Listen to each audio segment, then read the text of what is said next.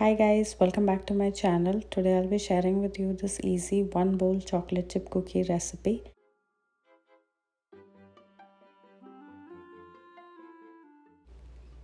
So to start off, I'll be taking this glass bowl and adding a stick of butter. A stick of butter is usually half a cup.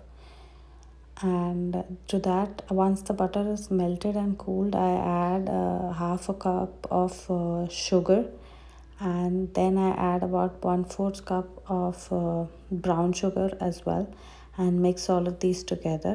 I use a Hamilton Beach hand mixer to mix all of these together. You can use whatever you have with you. A fork works well too. The first time I made, I think I'd used a fork to mix all of the ingredients. Then I add 2 teaspoons of vanilla essence, and I crack an egg into this as well, and then again mix it into the butter and the sugar mixture.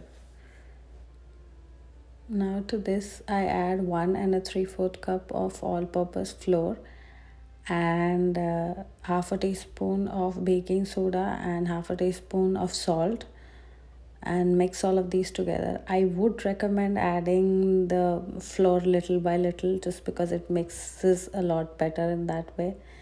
But yeah, this works too. And yeah, just the batter just tends to get everywhere until it's mixed. So I do recommend holding your hand or palm just to save the cookie dough from jumping out of the vessel.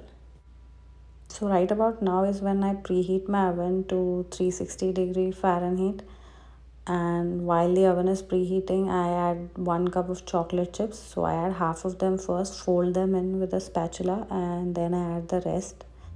I originally found this recipe on a website called ihearteating.com, and I'll link the original recipe in the description so that in case I've missed something out, you guys can always check that and get all of the information. Now it's time to bake. I'll be lining 2 baking sheets with parchment paper and placing about a medium scoop size of the cookie dough. You can flatten it if you want, like that's how I prefer, or you can just directly place it out of the scoop. I then place it into my preheated oven and I set the timer for about 8 minutes.